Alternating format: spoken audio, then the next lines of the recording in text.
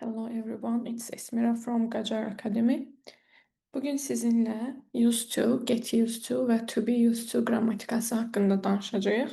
Hər üçü bir-birinə görünüş olaraq bənzəsə də tamam fərqli mənalar daşıyırlar və tələbələr bunlarla daha çox IELTS-in speaking partlarında qarşılaşa bilirlər. Eyni zamanda əgər general olaraq öyrənirsinizsə, readingdə qarşınıza tez-tez çıxa biləcək qrammatik quruluşlardır. Ona görə də bugün bunların haqqında danışaq.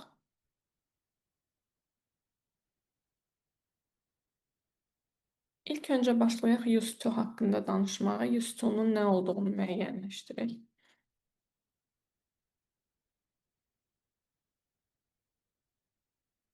Used to keçmişdə olan, amma indi olmayan vərdiş və yaxud da hər hansısa bir hal vəziyyət üçün istifadə olunur. Keçmişdə olan, indi olmayan deyəndə nə nəzərdə tutulur? Tutaq ki, mən əvvəllər nə isə edirdim, artıq onu etmirəm, etməyi dayandırmışam. Keçmişdə təkrarlanan hərəkətlərdən danışarkən istifadə edirik. Artıq used to istifadə etdiyimiz zaman cümlənin ikinci tərəfində artıq etmirəm, indi yox hissəsini verməyimizə ehtiyac qalmır. Çünki zaten used to öz içərisində indi etmirəm, artıq vərdişim deyil mənası daşıyır. Məsələn,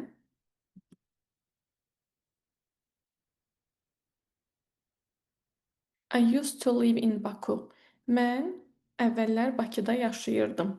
Bu deməkdir ki, indi yaşamıram.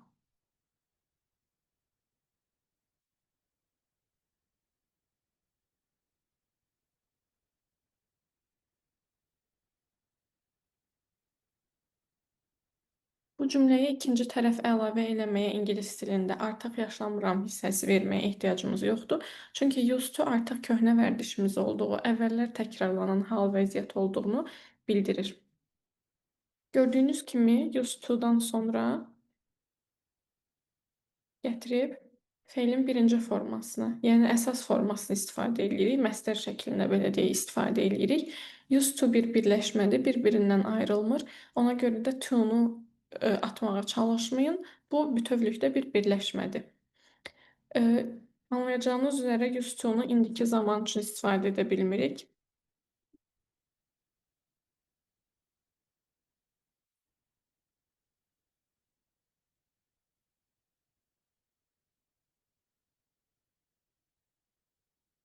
Halında və yaxud da sual halında isə biz köməkçi feilin yardımı ilə yaradırıq bu halları.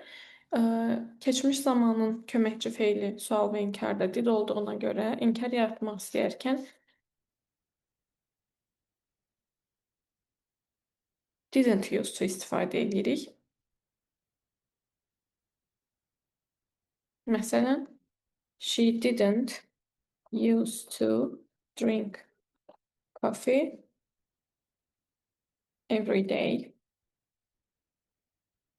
Və yaxud da sual formasında dediyimiz kimi diddən istifadə edəcəyik. Did keçəcək cümlənin əvvəlinə.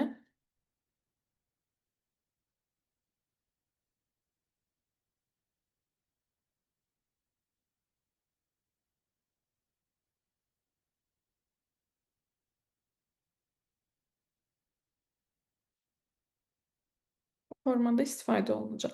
Dediyimiz kimi keçmiş vərdişlərlə istifadə olunur, hansılar ki artıq etmirik.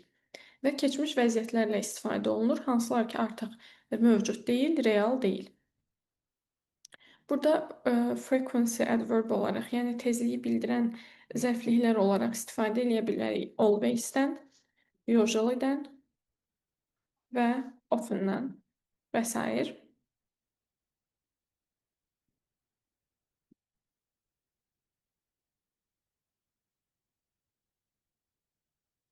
Bundan əlavə olaraq bəzən tələbələr bunu past simple-la qarışdırır. Past simple-la used to-nun fərqi ondadır ki, biz past simple-da hərəkətin, hadisənin nə zaman baş verdiyini göstəririk və burada söhbət vərdişdən getmir, baş vermiş bir hadisədən gedir və diqqət çəkmək istədiyimiz şey baş vermiş hadisədir. Onun keçmişdə baş verməsidir. Burada isə artıq həmin hərəkəti etməməyimiz, həmin vərdişə sahib olmamağımızdır diqqət çəkən. Tutaq ki,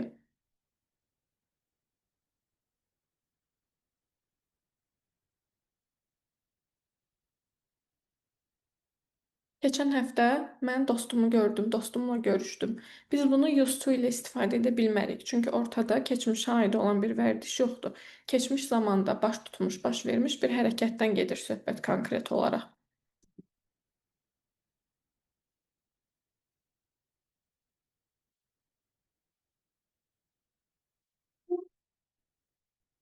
Amma bu cümlədə istifadə edib deyə bilərik. I used to meet my friend twice a week. Mən dostumla həftədə 2 dəfə görüşməyə vərdişli idim mənası daşıyır. Yəni həftədə 2 dəfə görüşürdüm, artıq görüşmürəm. Bu mənim köhnə vərdişimdir.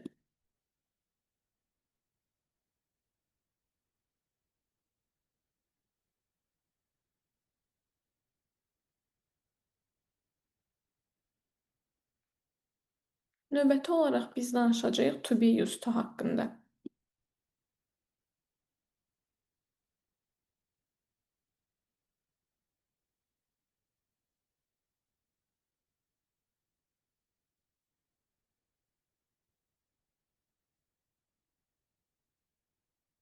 To be used to özündən sonra ya ing-li feil və yaxud da isim tələb edir. Hər iki formada istifadə oluna bilər. Ya nəyisə etməyə vərdişli ola bilərik hal-hazırda, ya da nəyinsə özünə vərdişli ola bilərik. Yəni hər iki formada istifadə edə bilərik. Bu artıq nəyəsə öyrəşmiş olmaq mənası verir.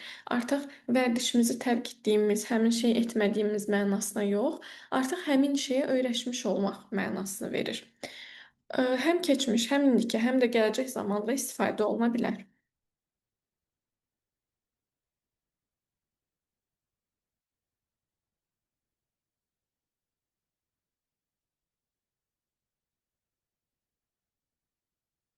Burada to be dedikdə söhbət to be-nin formalarından, yəni am, is, are-dan gedir.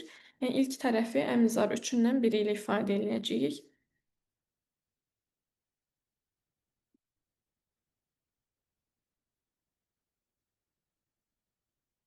Və bunların müxtəlif zamanlardakı formaları ilə istifadə edəcəyik.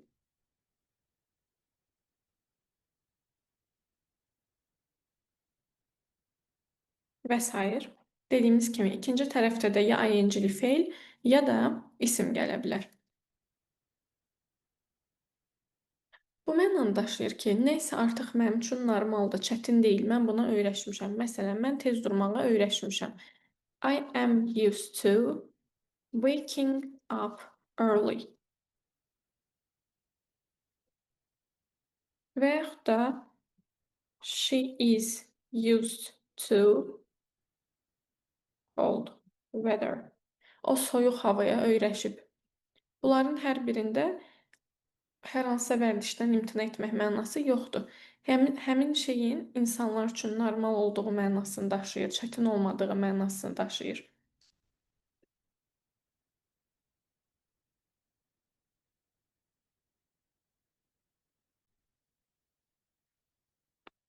Onlar öyrəşiblər nəyə istəyə.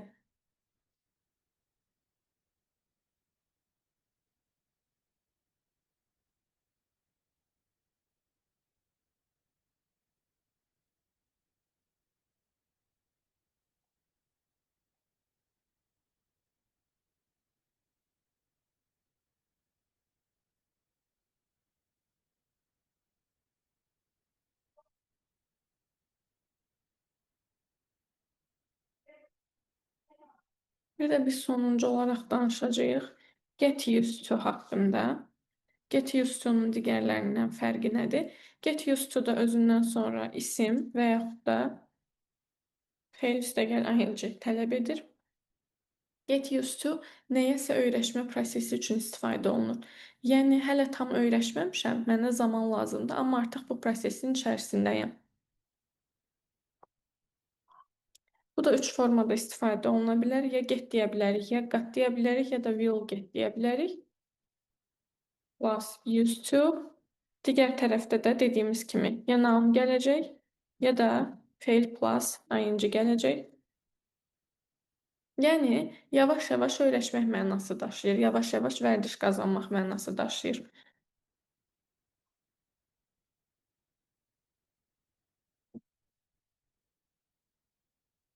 I'm getting used to waking up early. Mən yavaş-yavaş tez durmağa öyrəşirəm.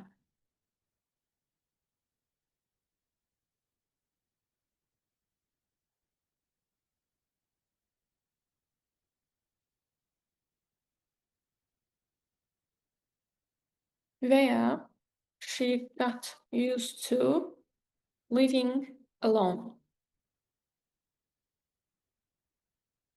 O tək yaşamağa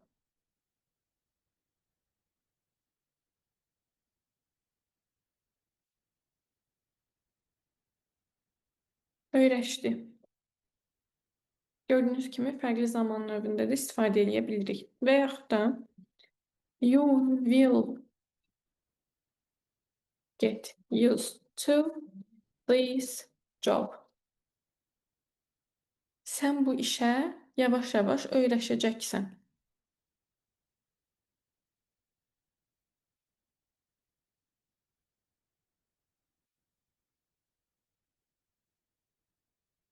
Dediyimiz kimi bu da artıq həmin prosesin içərisində olma, yavaş-yavaş öyrəşmə, hal-hazırda həmin prosesin içərisində olma mənası daşıyır və özündən sonra ya ayıncılı fe'l ya da isim tələb edir. Deməli, bu üç halın bir-birindən fərqi o oldu ki, used to-nu biz artıq etmədiyimiz, artıq vərdişimiz olmayan, amma keçmişdə etdiyimiz şeylər üçün istifadə edirik. Bura hallar, hərəkətlər hər biri daxildir və sadəcə keçmiş zamanda istifadə edirik. Be used to özündən sonra isim və yaxud da ing-li fe'l tələb edir. Bu artıq o deməkdir ki, mən nəyəsə öyrəşmişəm, mənim üçün çətin deyil, normaldır. Bu zaman biz istənilən zaman növündə istifadə edə biləcəyik. Sadəcə olaraq to be tərəfini zamana uyğun olaraq dəyişdirəcəyik. Üçüncü hal olaraq da get used to haqqında danışdıq. Get used to da özündən sonra isim və yaxud da ing-li fe'l tələb edir və bir şeyə öyrəşmə prosesi üçün istifadə olunur. Yəni, insan haqqında danışdığı şey hələ tam öyrəşməyib, amma bu prosesin içərisindədir. Bunun da get hissəsi zamanlara görə dəyişə bilir. Get olaraq istifadə edə bilirik, got olaraq və yaxud da will get olaraq istifadə edə bilirik. Yəni həm keçmiş, həm indiki, həm də gələcək zamanda istifadə olunur. Özündən sonra isə isim və yaxud da ing-li fe'l tələb edir. Bu sizə yararlı olacaq IELTS-in speaking partında, əsas da part 2-da. Orada hər hansısa bir məsələ haqqında danışarkən, hər hansısa bir vərdişiniz haqqında bəhs edərkən istifadə edə bilərsiniz. Ümumiyyətlə nəyisə nəql edərkən istifadə etmək üçün çox uyğundur. Ümid edirəm ki, sizin üçün faydalı və yararlı olacaq.